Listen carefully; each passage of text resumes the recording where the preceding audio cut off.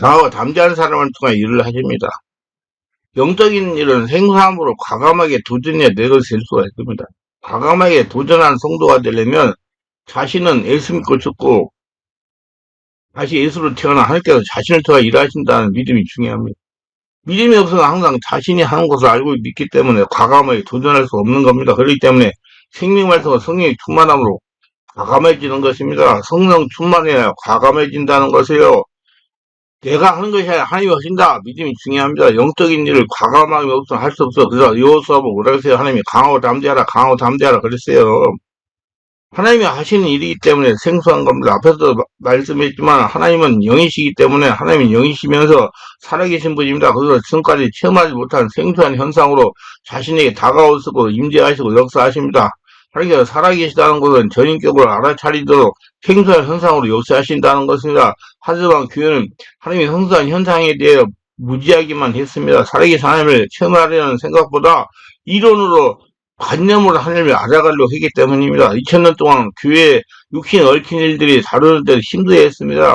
육신의 눈을 먼저 떠야만 영의 눈이 떠지는 법이니까 육신으로 하나님을 인식하는 법부터 배워야 됩니다. 그 의미에서 교회는 여전히 육신적인 안목으로 하나님에게 접근하도록 하는 일에 많은 시간과 노력을 들여야 됩니다.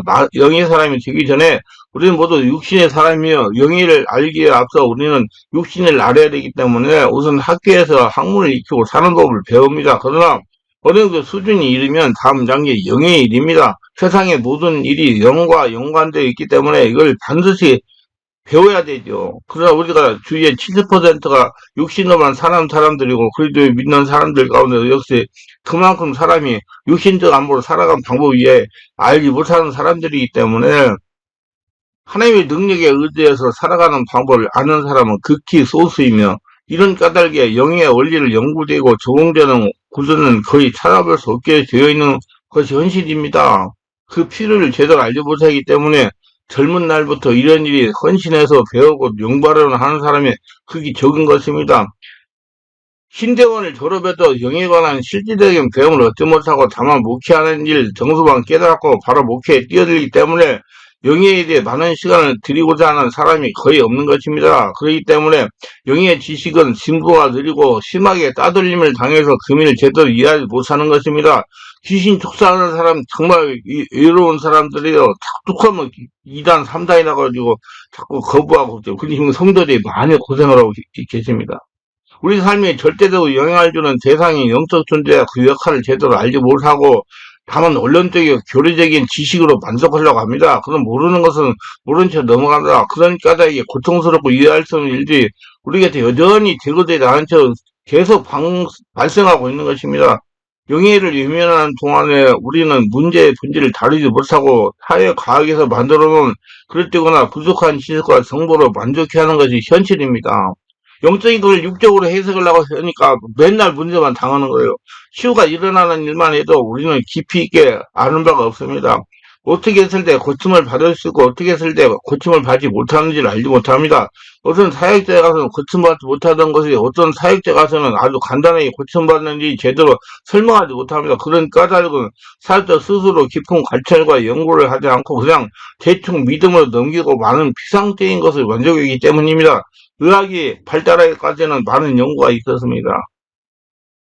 연구란 다른 것이 아니죠. 약물을 투여하고 그 결과를 살피는 임상 연구를 지속적으로 해서 논문을 발표하고 그걸 바탕으로 젊은 의사들이 시술하거나 투약해서 결과를 살피는 일을 게을리하지 않은 것입니다. 그렇게 하는 까닭은 그 일이 자신들의 명예와 소득과 직접 연관되어 있기 때문이죠. 사회에서 성공한 의사가 되기 위해서 끊임없이 연구하는 노력이 한 결과인데 영예에는 그런 노력이 별로 보이지 않습니다. 영예일은 믿음이라고 생각하고 치유가 일어나면 하면요 감사하면 그만이고 치유가 되지 않으면 믿음이 부족하다고 판단하고 그 책임을 환자 당사자에게만 넘기고 마는 정도입니다. 왜 그런 경우가 나온 것인지를 살피는 노력을 별로 하지 않습니다. 임상을 통해 지속적인 관찰과 연구를 해야 할 능력을 가진 사람들은 다름 아닌 목회자들입니다.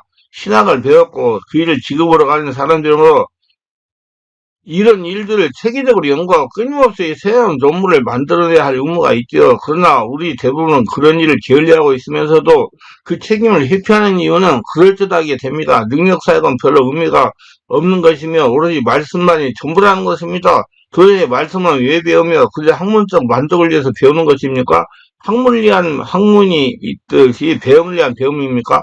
수많은 사람들이 이유를 알 수 없는 고통 속에서 괴로워하는 현실을 외면하면서 그냥 숙명처럼 받아들이면 다 잘 되는 것이라고 체험하는 정도로 무시합니다.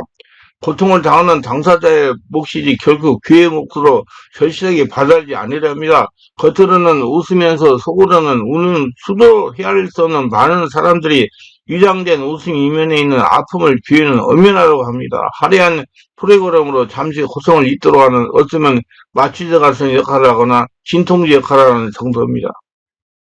고통이 근원에 깃들이는 문제의 핵심이 무엇인지를 알지 못하고 그걸 제대로 관찰하여 치유하는 방법을 알아야 되는 연구가 부족한 것이 현실이기 때문에 그 일에 누구도 뛰어들려고 하지 않습니다. 앞이 보장되어 있지 않고 무모하기 때문이죠. 아무도 가지 않은 생소한 길을 위험을 무릅쓰고 갈 사람이 별로 많지 않거든요. 복음을 전하는 일에 헌신한 선교사들이 있기는 영광이지만 영이치를 발견하고 그 절차와 원리들을 정리하는 일에는 눈길을 두지 않습니다. 그럴 뿐만 아니라 오히려 생각을 쓰고 보기 때문에 그 시선이 무척 따갑습니다. 광학의 영역도 아무도 알아주는 길에서 남모를 희생을 치른 사람들의 헌신이 있었기에 오늘날 이와 같은 과학의 발전이 있었습니다. 우라늄을 연구한 큐리 부인은 결국 방사선과 피폭으로 인해서 암에 걸려 죽었지요. 위험을 무릅쓰고 그 일에 헌신하는 사람들로 인해서 과학은 진보했습니다. 세상 일이 이렇듯 목숨을 거는 사람들로 인해서 지식은 발전하게 되었듯이 영일도 목숨을 거는 사람들이 많이 나와야 됩니다. 이제까지 솔직히 능력을 받으면 그걸 행하는 일에는 열과 성의를 보였지만 연구하려는 사람은 극히 적었습니다. 그래서 영적 시대 교리에 밀리는 까닭이기도 하죠. 2000년대 들어오면서 사역자 학교가 세워지기 시작했다고 알고 있습니다. 영적 능력을 받은 것에 만족하지 말고 그것을 채교와서 후학들에게 가르치고 능력을 나누려는 움직임이 일고 있습니다. 이 운동이 주로 미국에서 시작이기 때문에 많이 앞서가고 있는 것이 사실입니다. 그래서 목회자들이나 젊은 신학생들이 미국에서 배우려고 하죠. 그런데 우리의 영성과 미국의 영성이 다르다는 사실을 알아야 된다. 귀신만 해도 다릅니다. 세상 사람들은 방언이 다르고 민족이 다르기 때문에 영성도 다릅니다. 따라서 영의 역사도 다르게 나타나는 것은 당연한 것이죠. 감성이 다르기 때문에 느낌이 다르고 특성과 장점이 다르기 때문에 모든 것이 다릅니다.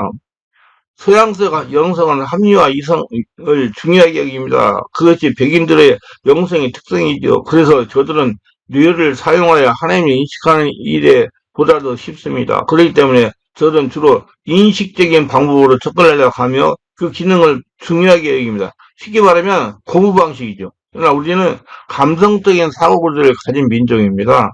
예술 믿어도 느낌으로 믿습니다. 그래서 느낌이 모든 것을 우선합니다. 설교를 들어도 느낌으로 듣습니다.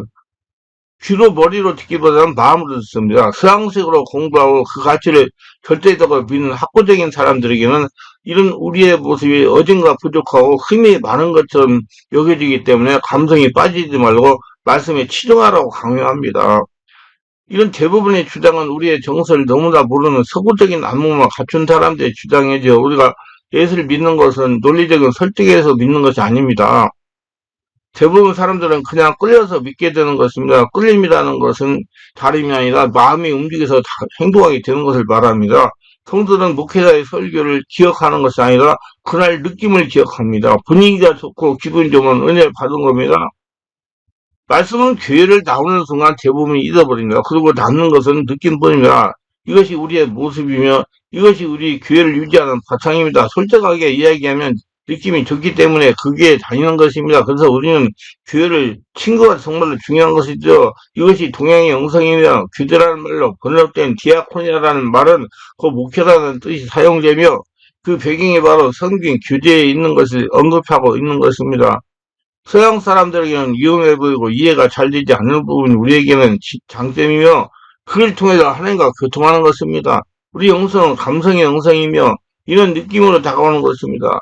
온몸이 느끼는 거예요. 우리 교인들이 솔직히 은혜를 누리는 수단이 기도입니다. 말씀 공부는 젊은 세대에게 호응을 받지만 그들도 나이가 들어가면 점점 기도를 통해 은혜를 받게 됩니다. 영적인 지식을 전하는 방법도 감성을 중요하게 여겨야 됩니다.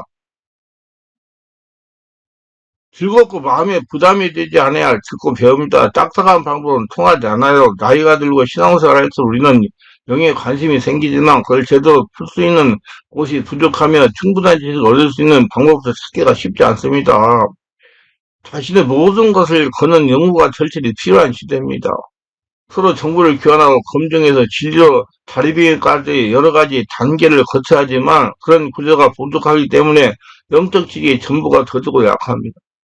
교리교육은 몇 년이면 됩니다. 그리고 실용적인 신앙생활을 하는데 크게 중요하지도 않습니다.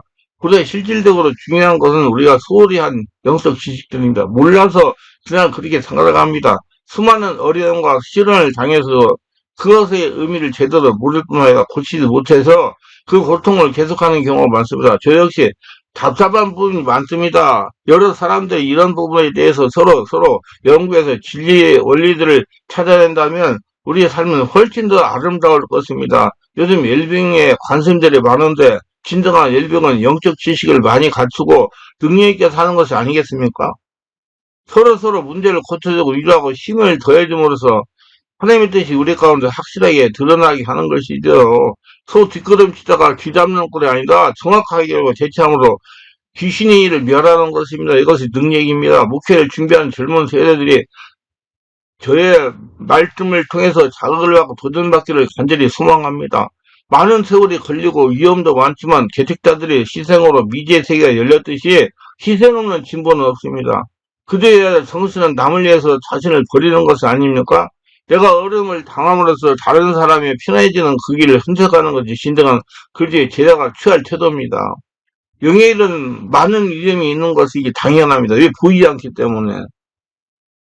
그리고 생소하기 때문에 오해도 받을 수가 있어요. 그렇다고 해서 그걸 주의해서 피한다면 진보는 일어나지 않을 것이며 새로운 길을 여는 사람들은 누구나 실수를 하게 됩니다.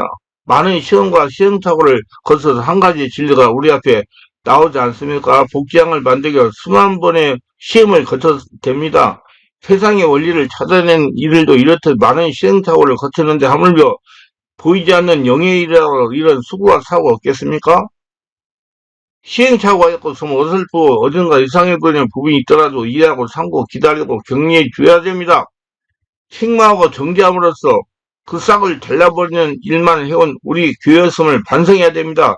좀 이상한 일을 하면 그것이 이단이라고 정죄하여 길을 죽이고 마는 것이 그런 유치한 일은 이제 그만해야 됩니다. 모든 사람이 실수를 합니다. 영의 일도 마찬가지예요.